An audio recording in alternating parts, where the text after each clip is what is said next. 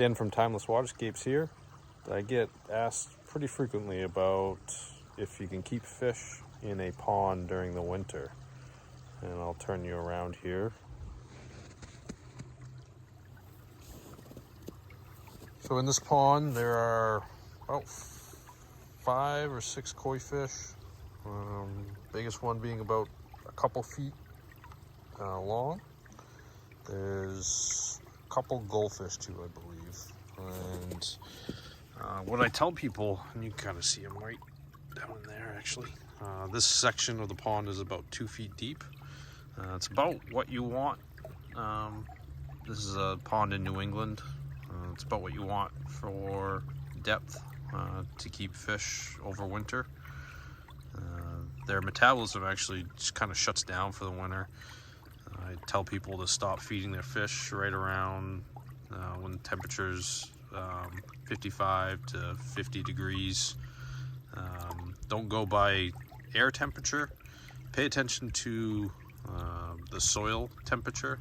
There's a website, it's called Greencast Online, and you just look up soil maps, just Google it, and that will tell you a pretty good steady temperature range for what they are.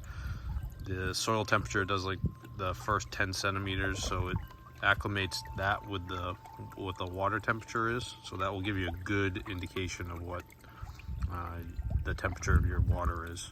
So I tell people, don't play the game of seeing your air temperature go to 65 and feed your fish. Pay attention to the soil temperature. The other piece that you always want to make sure is you have some type of gas exchange. So what does that mean? That means you need somewhere there's a break in the ice, which you can see here, between the water, the actual water, and the air. That way anything that organics that are still in the pond can break down, and the carbon dioxide can actually be released out of the water, so that you don't starve your fish of oxygen, and the water quality can still stay very nice. To keep a hole in the ice, there's typically 3 options. Some people do combinations of things. In this pond in particular, right here, you can see the flow. There's a jet just to tee off from the main line that feeds the waterfall up there. Comes down into this section down here, and is about 2 to 3 inches on the below the surface of the water at max height, and it just shoots a stream of water across the surface. That provides enough agitation where it won't freeze. The closest I've seen this freeze over was probably like a foot circle that was still left open. That's perfectly adequate. Even if it freezes over for a day or two, you'd be fine. I don't recommend, if it does freeze completely over, to not use a shovel or something to pound a hole in the ice. Wait it out. If you don't, you have the chance of rupturing the swim bladder on your fish, koi being fairly expensive fish, so you probably don't want to kill your fish. So that's the danger. In my opinion, there's a higher risk of swim bladder damage than there is for having to open up the ice for a gas exchange. One problem you obviously have when you run a pond in the winter is ice ends up forming and taking the available water in the water column of the pond and utilizing that to form the ice on top, which can end up starving a pump sometimes if you don't pay attention to it. So always having a water source during the winter is absolutely key, especially if you have fish. It's vital so it doesn't freeze completely over. If you don't have a water source, then I highly don't recommend running a pond in the winter. The other 2 options that you have is they have floating heaters, or you can put a separate pump inside the the pond itself, a small pump to kind of create a jetting kind of system, and that will keep a opening in the ice. Sometimes the combination of the two, a heater and a pump inside the pond, works pretty good. Third option is a bubbler. All it is an air pump that sends air to an air stone that's weighted down inside the pond and creates that agitation on the surface. So back to, you have ice that forms. The problem that I see very frequently is the starvation of the pump for water. Either you have a skimming box, or in this case this one has an overflow to a reservoir that's down in this section, which I'll show you later. So you usually have signs of that through some means of what typically forms is some type of air bubbles forming. In this case, this pond is I always tell people to find a visible indicator where that would be. You probably have experienced it during the summer at some point, where you can see the air bubbles from a certain location. Look for it again. It's the same thing, but this will give you an indication that you need to go take action. And it's a little bit more time consuming than just filling it up, and because there's certain other things that you got to pay attention to when you go and fill up the pond and fire up your pump again. So like I said, find a specific area that you can kind of visually look at and pay attention to that area on a daily basis, a couple times when you walk by or through a window, something that you can see from very easily. When you end up having a condition where the pump is actually sucking air, where you see the bubbles, so some actions that you want to go take up is obviously refill the pond using your hose water or whatnot. You can use that hose to help melt some of the ice in some locations, and I'll show you specifically the locations to pay attention to. And I'll show you here in a second. Is anywhere that water level goes from one level to another is areas that you want to pay attention to, because if you don't, the way it ends up freezing is it closes the void that it had previously to have the water flow underneath the ice. So then it blocks it to the point where it will force that water up over the ice. In particular, you can kind of see in this section here that water was starting to flow over the top of this pond, and you can see it even better over here. This level right here is the same underneath this ice here. So you can see how thick this is. This is probably about a 3 to 4 inch drop from this rock right here, right underneath here. So this is one of the areas where you gotta break up the ice to allow this water here to flow back into the pond.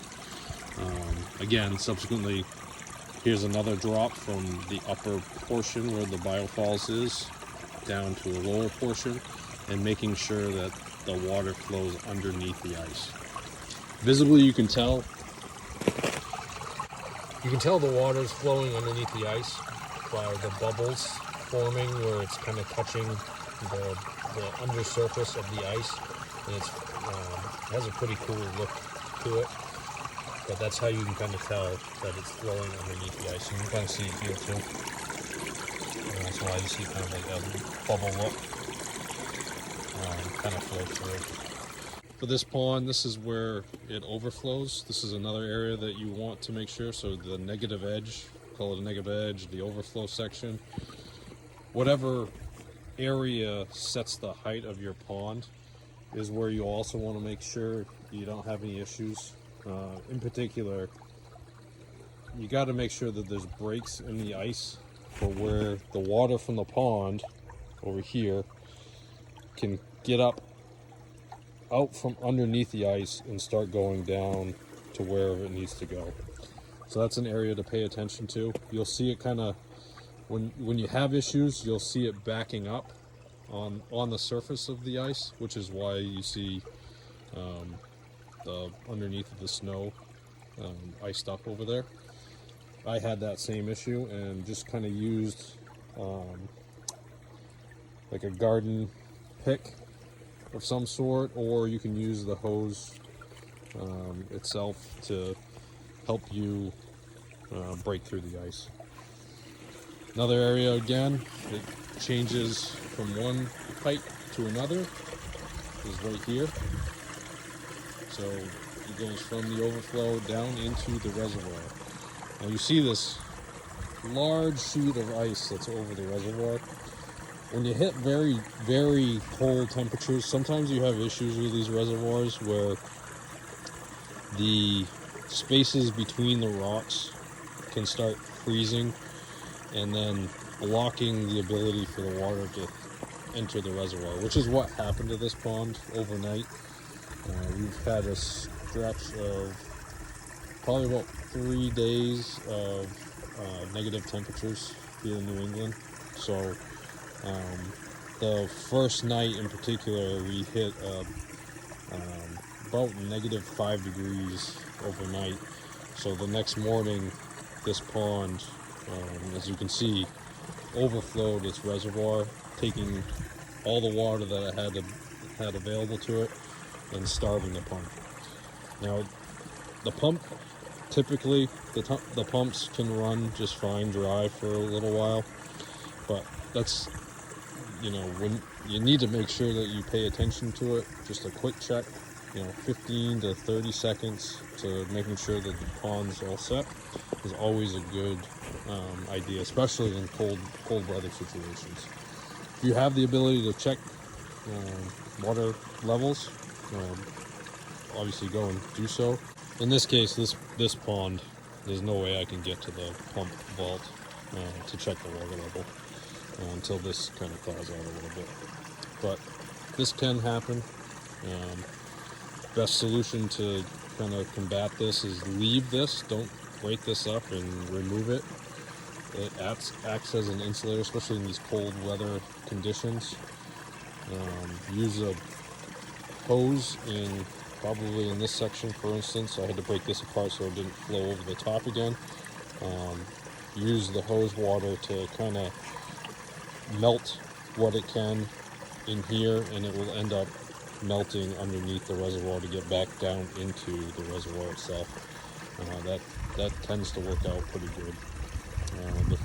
The 50 to 55 degree water coming right from the spigots is more than adequate to start melting these ponds. So if you have any comments or questions that you might have that I haven't covered, please do ask them in the comment section. I will be glad to get back to you. And like I said, this pond has somewhere in the range of 5 to 7 fish, and I'll snag a video, put it in this right here to show you them at night. This pond has lights in it, so you can see them pretty good at night. They're just kind of chilling at the bottom of the pond. Again, it's about 2 feet deep. I have seen successful fish keeping with about 1.5 foot of water.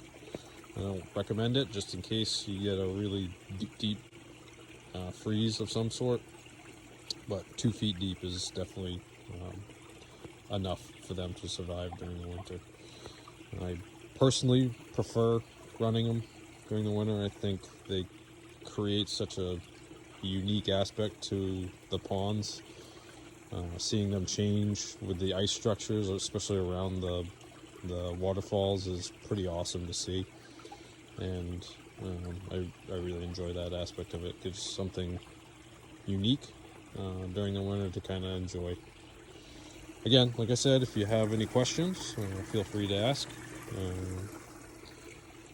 And take care and have a great day.